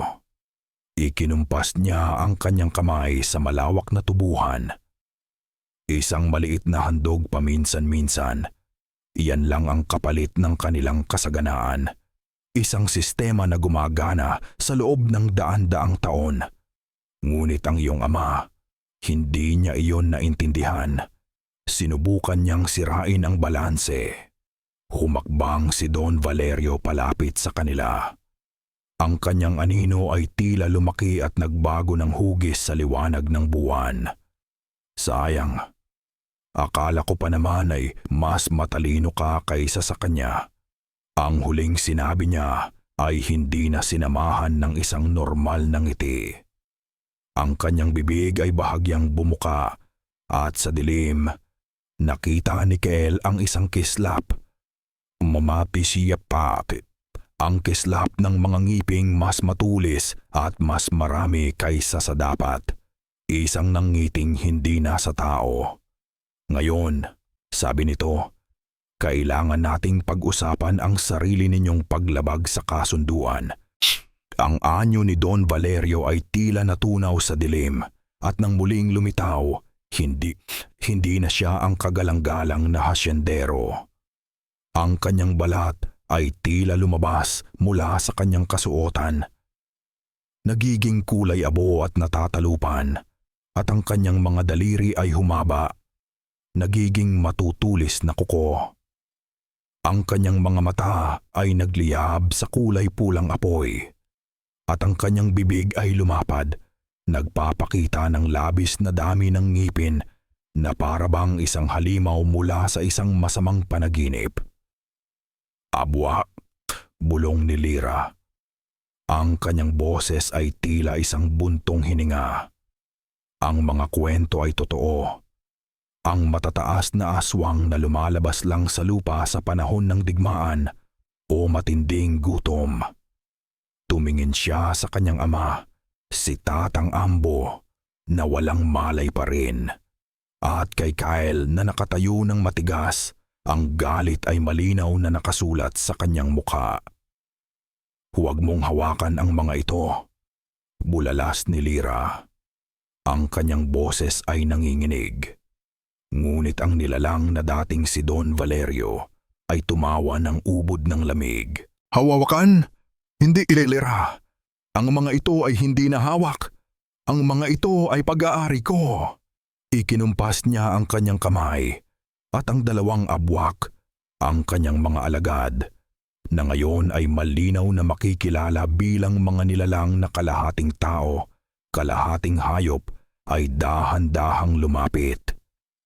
Ang kanilang mga mata ay nakatingin sa kanila na may gutom na hindi na kailangang itago. "Ang ina mo, Lyra, ay nagtatangkang sirain ang aking negosyo." Sinubukan niyang turuan ang mga tao ng mga orasyon. Ang pagpatay sa kanya ay isang babala. Ang iyong ama, masyadong nagtanong. Sabi ng abwak. Ang kanyang boses ay nagbabago-bago sa pagitan ng pag-ugong at garalgal. Tumalikod ang abwak. Ngunit ang sumpa, ang sabi nito, habang ang kanyang tingin ay tumututok sa malayo, sa direksyon ng bahay ni Kael. Ang sumpa kay Delia, iyon ang aking sining. Naramdaman ni Lyra ang isang pakalaking takot na baka ang ginagawa ni Valerio ay hindi lamang pagbabanta. Mabilis siyang kumilos. Inilabas niya ang isang maliit na bag ng pinatuyong siling labuyo at inihagis ito sa direksyon ni Valerio. Boom! Hindi sumabog ang mga sili. Sa halip, isang puting usok na may amoy ng luya at paminta ang kumalat. Ang abwak ay tila nagulat at sa isang iglap, napunit ang panlabas na damit nito at ang kanyang anyo ay nagbago pa. Naging mas matangkad, mas baluktot, na may mas madilim na balat na tila bato. "Mangkukulam!" Sigaw nito, puno ng galit. Ang atensyon ng nilalang ay nakatuon na kay Lyra. Sa sandaling iyon, inilabas ni Kael ang dala niyang itak, isang lumang Rambo knife na nakuha niya sa bodega. Tumakbo siya at sinubukang hiwain ang braso ni Valerio. Ngunit ang abwak ay mas mabilis. Isang mabilis na galaw ng braso at ang metalikong tunog ng itak ni Kael ay tumama sa isang bagay na kasing tigas ng bakal. Ang itak ay tumalsik. "Matapang," sabi ni Valerio. Ang kanyang ngiti ay mas lalong nakakatakot. Ngunit hangal. Inabot ni Valerio ang kanyang kamay at dahan-dahang itinaas ang kanyang mga kuko patungo sa langit. At sa sandaling iyon, isang bagay na nakakatakot ang nangyari. Mula sa malayo, sa direksyon ng Purok Aligaga, narinig nila ang isang matinis at puno ng paghihirap na sigaw. Isang sigaw ng isang babae na kanilang kilala. "Inay Asi!" Sigaw ni Kael. Natatalo na ng pangamba ang kanyang galit. "Oo," sabi ni Valerio. Ang kanyang tinig ay puno ng tagumpay. "Ang sumpa ay nag-uugat na. Ang iyong ina ay umaani na ng kung ano ang dapat sa kanya." At sa loob ng ilang minuto, ang kanyang huling hininga ay magpapatunay na ang kasunduan ay hindi maaaring balewalain at pagkatapos, kayo na ang susunod. Huminga ng malalim si Valerio. Sa kanyang palad, muling lumitaw ang mutya na bato. Ang itim na bato ay naglalabas ngayon ng isang mapula-pulang kulay, tila nag-iipon ng enerhiya. Ang mutya na ito, bulong niya na tila nagmamalaki, ay hindi lang pang-utusan sa mga abwak. Ito ay may kapangyarihang magbigay at kumuha ng buhay. Ang mutya na ito ay gagamitin ko upang pilitin ang huling hininga ng nanay mo, Kael. At sa harap mo, babaliin ko ang kanyang kaluluwa. Ang abwak ay nagsimulang bumulong ng isang sinaunang dasal. Ang boses ay malalim at nag-uumpisa sa ilalim ng lupa. Naramdaman ni Lyra ang pagkawasak ng pag-asa. Ang kanyang ama ay walang malay, ang kanilang bahay ay malayo.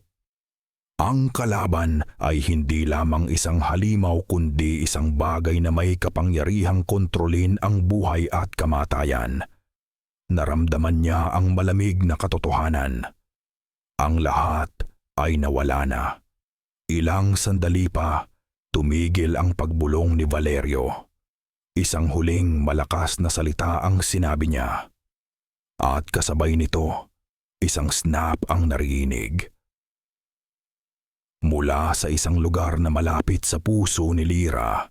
Pagkatapos, isang sigaw ng pighati ang lumabas sa lalamunan ni Kael na nagtatapos sa isang tunog na malalim at puno ng sakit. Ang sigaw ni Aling Delia ay huminto. Ganap na katahimikan. Tiningnan ni Valerio si Kael at ang kanyang ngiti ay tila nanalo. "Tapos na," sabi niya. Nagtagumpay ang kasunduan. Katahimikan. Isang ganap na katahimikan ang pumalit sa sigaw. Para kay Kael, ang katahimikang iyon ay mas malakas pa kaysa sa isang pagsabog. Ito ang tunog ng pagtatapos. Ang tunog ng kabiguan, ang tunog ng kamatayan ng kanyang ina. Nabitawan niya ang itak. Lumuhod siya sa maputik na lupa. Ang kanyang mga mata ay nakatitig sa kawalan sa direksyon ng kanilang bahay. Wala na. Huli na ang lahat. Umuwi siya para iligtas ito. Pero sa huli, siya pa ang nagdala ng hatol. Ang kanyang pag-uusisam, ang kanyang paglaban, ang nagtulak kay Valerio na tapusin ang lahat. Tapos na, sabi ni Valerio, ang boses ay puno ng pagwawagi. Nagtagumpay ang kasunduan. Naramdaman ni Kael ang isang kamay maumagabamamangkapakay sa kanyang balikat. Si Lyra. Kael, tumayo ka. Bulong nito, ang boses ay nanginginig ngunit may diin. Hindi pa tapos. Wala na siya, Lyra. Sagot ni Kael. Ang boses niya ay basag at walang buhay. Pinatay ko siya. Hindi mo siya pinatay. Si Valerio ang pumatay sa kanya. At kung susuko ka ngayon, para mo na ring hinayaan na mamatay siya ng walang kabuluhan. Ang mga salita ni Lyra ay tila mga sampal na gumising sa kanyang nagluluksa at manhid na diwa. Tumingala siya mula sa lupa patungo sa anyo ng halimaw na si Valerio, na ngayon ay dahan-dahang naglalakad palapit sa kanila. Hawak ang mutya na tila isang tropeyo. Ang itim na bato ay kumikinang pa rin na may mapulang liwanag, na para bang busog ito sa buhay na kasisipsip pa lamang. At sa sandaling iyon, isang alaala ang sumiklab sa isipan ni Kael. Isang imahe mula sa talaarawan ng ina ni Lyra. Ang mga salita na paulit-ulit niyang binabasa, sinusubukang unawain. Hindi ito nag-uutos, ito ay nagpapalakas ng kalooban ng may hawak. Biglang nagkaroon ng kahulugan ang lahat. Ang bato ay hindi isang susi na si Valerio lang ang may hawak. Ito ay isang amplifier. Isang mikropono para sa kaluluwa. Kung ang kalooban ni Valerio, ang kanyang kasamaan, ang kanyang pagnanais na kontrolin ay sapat na malakas. Pinapalakas ito ng bato upang makapag-utos sa mga alagad at makasipsip ng buhay. Ngunit paano kung ibang kalooban ang hahawak dito? Isang kalooban na puno ng galit. Isang kalooban na puno ng pagnanais na magprotekta. Isang kalooban na wala ng anumang ikakatakot na mawala. Isang desperadong ideya ang nabuo sa kanyang isipan. Isang ideyang halos tiyak na magiging sanhi ng kanilang kamatayan. Ngunit ito na lamang ang natitira sa kanila. Lyra. Bulong niya. Bumabangon ng dahan-dahan. Ang walang buhay niyang mga mata ay nagkaroon ng isang bagong mapanganib na kislap. Ang bato. Kailangan nating kunin ang bato. Tumingin si Lyra sa kanya. Naguguluhan. Para saan? Lason yan. Hindi. Mabilis na paliwanag ni Kael. Hindi ito lason. Isa itong sandata. At kung sino man ang may hawak nito, hawak niya ang kapangyarihan. Sabi sa sulat ng nanay mo, pinapalakas nito ang kalooban. Ginamit niya ang kalooban niya para pumatay. Gagamitin natin ang sa atin para lumaban. Nakita ni Lyra ang determinasyon sa mga mata ni Kael. Isang determinasyon na ipinanganak mula sa ganap na kawalan ng pag-asa. Tumango siya. Mabilis silang kumilos. Walang oras para sa mahabang plano. Kailangan ko ng distraksyon, sabi ni Kael. Ako na ang bahala doon, sagot ni Lyra. Dinukot niya mula sa kanyang bulsa ang lahat ng natitirang supot ng mga halamang gamot. Pinaghalong abo, asin, at mga dinikdik na dahon na nakakasama sa mga nilalang ng lupa. Pinulot ni Kael ang itak mula sa lupa. Hinigpitan niya ang hawak dito. Hindi na ito isang simpleng patalim. Ito na ang kanyang huling paninindigan. Nagkatinginan sila sa huling pagkakataon. Walang salita ng pamamaalam, walang pangako. Tanging isang tahimik na pag-unawa na ito na ang kanilang huling laban, panalo man o talo. Tumingin si Kael sa direksyon ng hasyenda.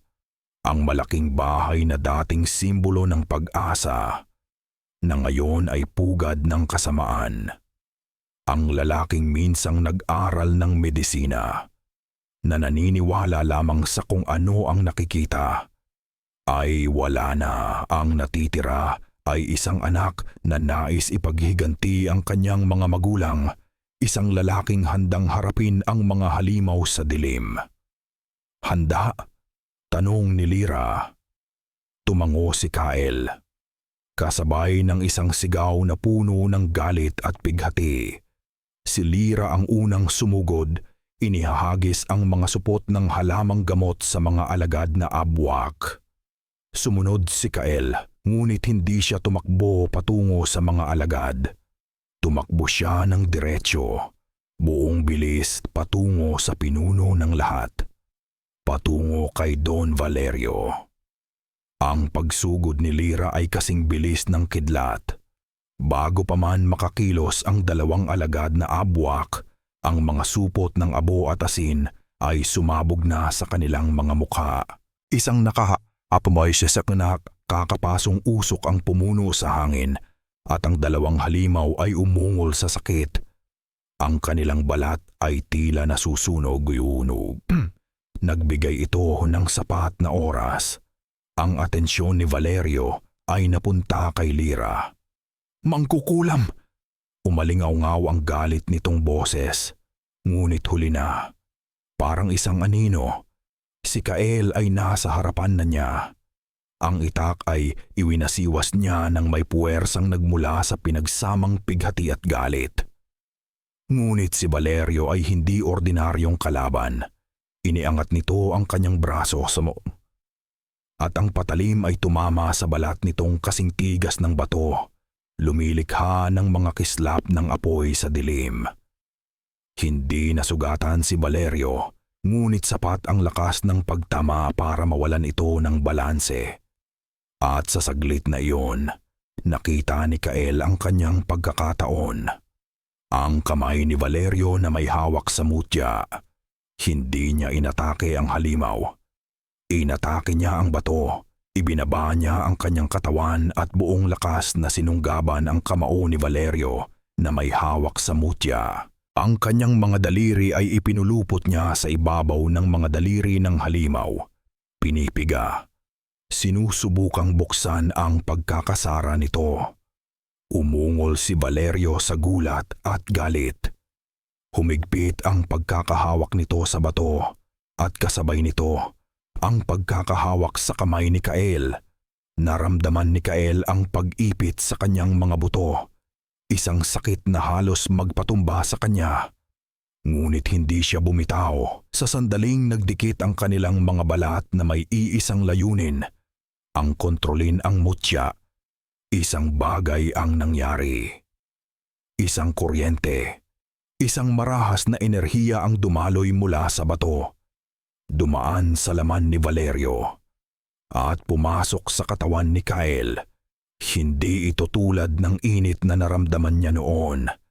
Ito ay isang baha ng kadiliman, ng kasakiman, ng daan-daang taon ng gutom at pagpatay. Mga imahe ang sumabog sa isipan ni Kael. Ang sigaw ng mga biktima, ang dugo ng kanyang ama na dumadanak sa tubuhan, ang huling hininga ng kanyang ina na ninakaw mula sa malayo. Ang lahat ng sakit at lagim na nakapaloob sa batong iyon ay pilit na pumapasok sa kanyang kaluluwa. Sinusubukang lunurin siya. Sumuko ka. Isang boses ang bumulong sa kanyang isipan. Yakapin mo ang kapangyarihan. Ipaghiganti mo sila. Sa isang saglit, natukso siya. Ang galit sa kanyang puso ay halos lamunin na siya. Ngunit pagkatapos, nakita niya ang isang imahe. Ang mukha ni Lyra. Puno ng takot ngunit lumalaban pa rin ang alaala ng ngiti ng kanyang ina bago ito magkasakit. Hindi paghihiganti. Proteksyon. Hindi! Isinigaw niya, hindi sa kanyang bibig, kundi sa kanyang isipan. Pinunin niya ang lahat ng kanyang sakit, lahat ng kanyang pighati, lahat ng kanyang pagmamahal, at itinutok ito sa iisang punto, ang kanyang kalooban. Tama na. Ang mutya. Nasanay lamang sa iisang uri ng utos, ang utos ng kasakiman ni Valerio, ay biglang nabigla sa bagong damdaming dumadaloy dito. Ang dalisay na galit at pagnanais na magprotekta ni Kyle ay isang sigaw na mas malakas kaysa sa anumang bulong ni Valerio. At ang sigaw na iyon ay umalingaw-ngaw. Ang dalawang alagad na abwak na abala sa pag-iwas sa mga atake ni Lyra ay biglang natigilan. Napahawak sila sa kanilang mga ulo, umuungol hindi sa sakit na dulot ng abo, kundi sa isang panloob na pagkalito. Ang utos mula sa kanilang Panginoon ay naputol, napalitan ng isang bagong, nakakabaliw na signal, ang sigaw ng damdamin ni Kyle. Anong ginagawa mo? Sigaw ni Valerio, nararamdaman ang pagkawala ng kanyang kontrol. Hindi lang sa bato, kundi sa kanyang mga alagad. Hindi sumagot si Kyle. Ipinikit niya ang kanyang mga mata at mas lalong hinigpitan ang hawak. Ibinubuhos ang lahat ng natitira sa kanyang pagkatao sa loob ng mutya. Ang pagkalito ng mga abwak ay naging pagkataranta. At ang pagkataranta ay naging isang primordial na galit. Ang mahabang tali na kumukontrol sa kanila ay naputol na at ang tanging natitira ay ang kanilang likas na kabanggisan. Sa isang iglap, hindi na nila pinansin si Lyra. Sabay silang lumingon. Ang kanilang mga mata ay nag-aapoy sa pula at ang kanilang tingin ay napako sa isang nilalang. Ang kanilang Panginoon, ang nagkulong sa kanila sa mahabang panahon. Hindi! Mga alipin ko kayo! Sumunod kayo sa akin! Utos ni Valerio. Ngunit ang kanyang boses ay walang ng kapangyarihan. Huli na ang lahat. Parang dalawang dambuhalang aso na pinakawalan sa kadena. Sabay na dumamba ang dalawang abwak kay Valerio. Isang sigaw ng pagtataksil at sakit ang pumunit sa katahimikan ng gabi habang ang mga kuko at ngipin na dati niyang inuutusan ay siya na ngayong nilalapa. Nilapa nila ang kanilang Panginoon. Sa gitna ng kaguluhan, nabitawan ni Valerio ang mutya. Nahulog ito sa lupa. At kasabay nito, bumagsak din si Kyle. Ang kanyang lakas ay tuluyan ng naubos. Nang matapos ang ilang sandali, ang natira na lamang ay ang tunog ng pag-ungol ng dalawang abwak na unti-unting naglaho pabalik sa kadiliman ng tubuhan, malaya na. At ang pira-pirasong katawan ng dating hasyendero. Tumakbo si Lyra palapit kay Kyle, na nakaluhod at naghahabol ng hininga. Kyle, nagawa natin. Nagawa nga nila. Ngunit habang nakatingin si Kyle sa kanyang nanginginig na mga kamay, alam niyang may nagbago sa loob niya. Ang pakiramdam ng kadiliman ng mutya ay nakadikit pa rin sa kanyang balat. Isang malamig na latak na mahirap alisin, Pinilit niyang tumayo. Tinulungan ni Lyra. Ang kanilang mga katawan ay puno ng galos at putik. Ang kanilang mga kaluluwa ay pagod na pagod. Ngunit buhay sila. Tumingin sila sa mutya na bato na nakahandusay sa lupa. Ang mapulang kinang nito ay nawala na. At ito'y muling naging isang ordinaryong itim na bato. Ngunit alam nilang hindi ito ordinaryo. Ito ay isang sisidlan at ngayon ito ay tahimik. Ngunit hindi nagtagal ang katahimikan. Ang bato ay biglang nagsimulang umalog. Dahan-dahan sa una, pagkatapos ay mas malakas. Isang mahinang pulang ilaw ang muling nagsimulang kumutitap mula sa loob nito. Kasabay nito, ang lupa sa kanilang paanan ay nagsimulang yumanig. Anong nangyayari? Tanong ni Kael. Tumingin si Lyra sa paligid, sa hasyenda, sa tubuhan. Siyang mututya, hindi lang ito nakakabit kay Valerio. Nakakabit ito sa buong kasunduan, sa buhay ng lupang ito. Sabi niya, ang kanyang boses ay puno ng isang bagong pag-aalala. Ngayong wala na ang may hawak, ang kapangyarihan ay nagwawala. Ang pagyanig ay lumakas. Mga bitak ang nagsimulang lumitaw sa lupa sa paligid ng hasyenda. Ang mga pader ng malaking bahay ni Valerio ay nagsimulang magpakita ng mga lamat. Mula sa ilalim ng lupa, mula sa bodega kung saan sila nanggaling, narinig nila ang isang malakas na pag-ungol, ang pinagsama-samang sigaw ng mga kaluluwang matagal nang nakakulong, na ngayon ay nararamdaman ang pagkasira ng kanilang piitan. Alam ni Kael kung ano ang susunod na mangyayari. Kung ang kapangyarihan ay tuluyang magwala, maaaring mas malala pa ang mangyari kaysa sa pamumuno ni Valerio. Ang buong purok ay maaaring lamunin ng nagwawalang enerhiya. Kailangan itong sirain, sigaw ni Kael. Paano? Balik tanong ni Lyra. Mas matigas pa yan sa bakal. Pinulot ni Kael ang bato. Sa paghawak niya dito, naramdaman niya muli ang malamig na pang-aakit nito. Ngunit ngayon ay may kasama itong kaguluhan. Isang enerhiyang walang direksyon. Tumingin siya sa itak na nakahandusay sa malapit. Isang huling desperadong ideya. Hindi lakas laban sa lakas, kundi kalooban laban sa kapangyarihan. Ipinatong niya ang mutya sa isang patag na bato. Tumingin siya kay Lyra. Hawakan mo ako, sabi niya. Ano man ang mangyari, huwag mo akong bibitiwan. Hinawakan ni Lyra ang kanyang balikat. Itinaas ni Kael ang itaka gamit ang dalawang kamay. Ipinikit niya ang kanyang mga mata. Hindi na muling hinayaang pumasok ang kadiliman ng bato, kundi itinutok ang lahat ng kanyang isip sa iisang imahe, ang mukha ng kanyang ina. Noong ito'y masaya at malaya pa. Ang kanyang huling alaala ng liwanag. Hindi niya hinampas ang bato.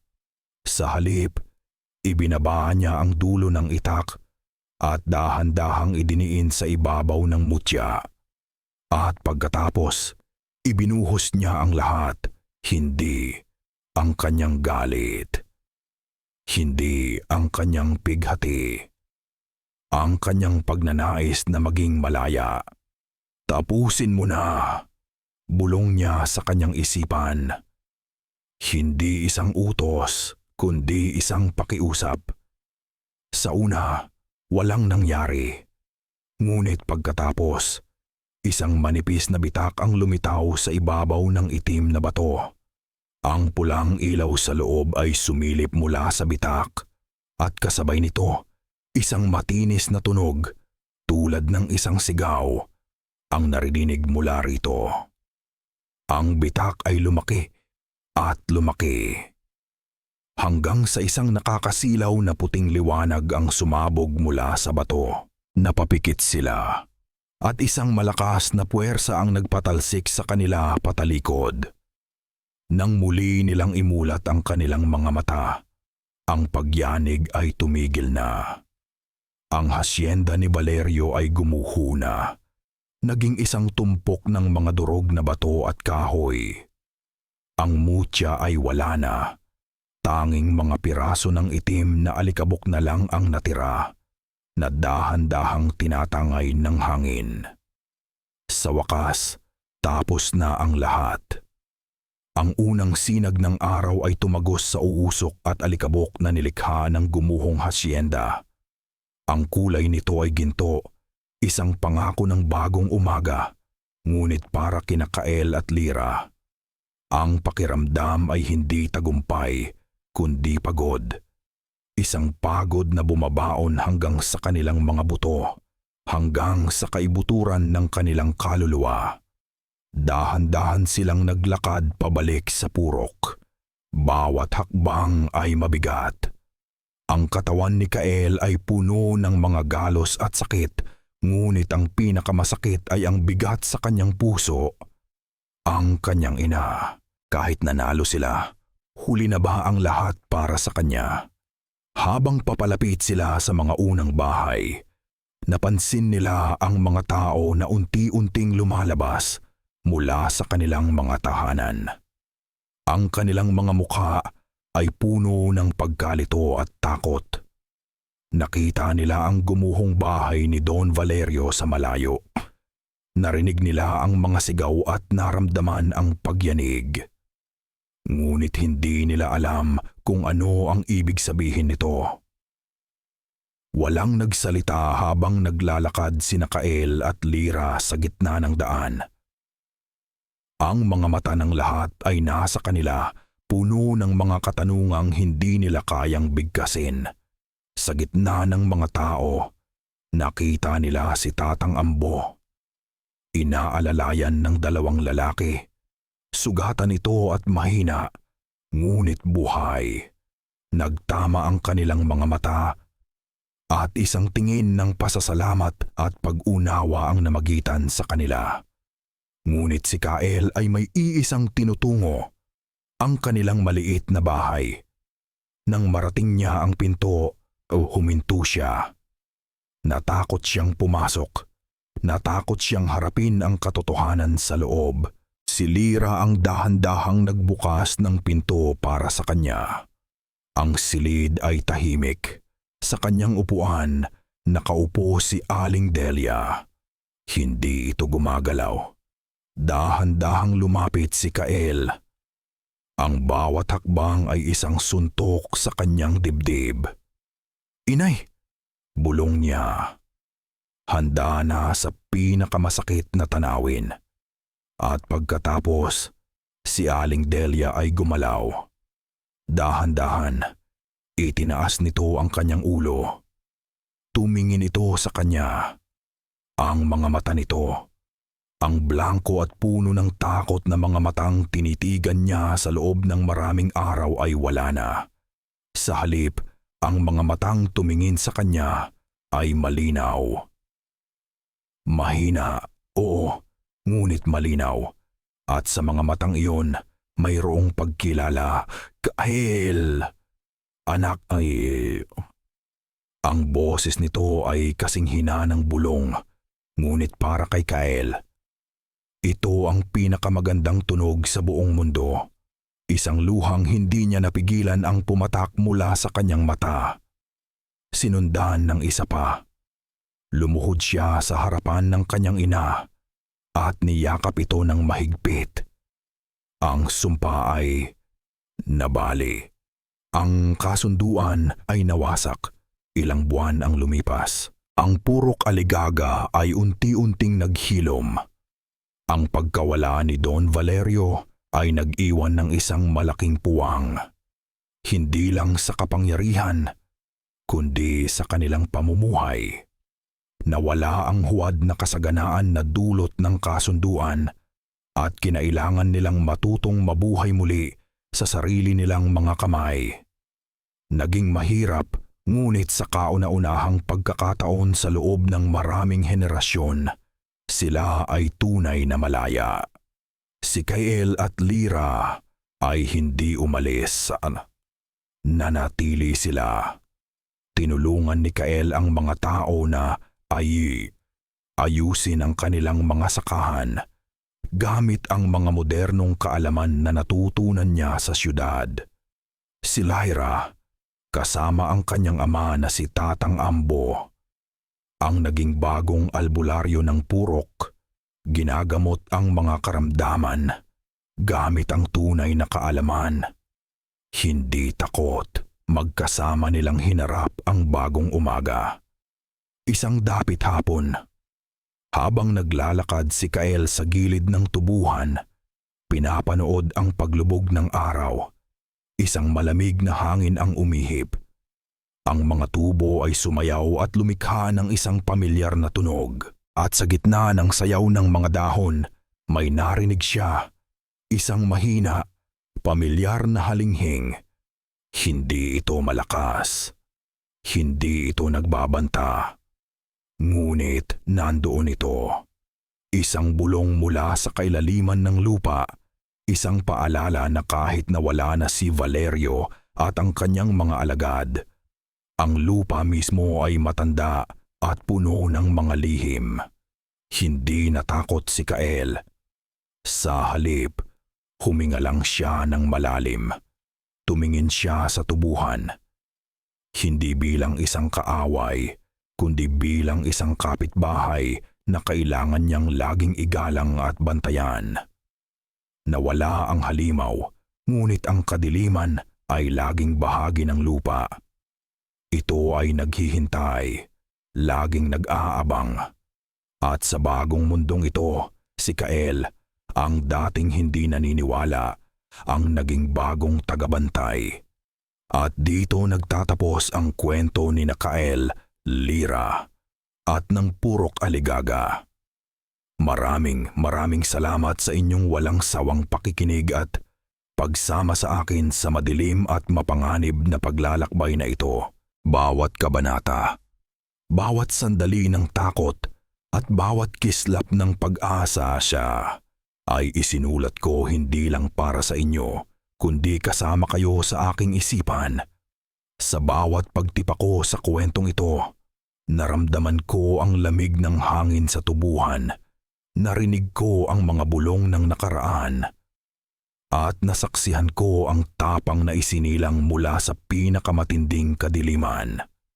Sana, sa pamamagitan ng kwentong ito, naipadama ko rin sa inyo na ang pinakamalaking halimaw ay hindi palaging yung may matutulis na pangil o malalaking pakpak. Minsan, ang tunay na halimaw ay nagtatago sa ilalim ng maskara ng kabaitan at kapangyarihan.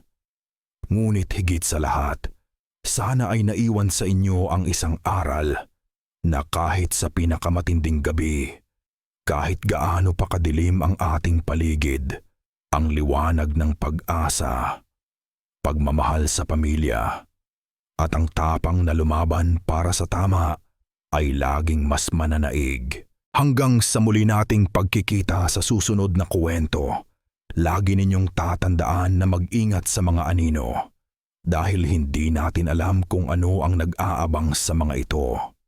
Muli, mula sa kaibuturan ng aking puso, maraming salamat. Ano ang masasabi ninyo sa kwentong ito?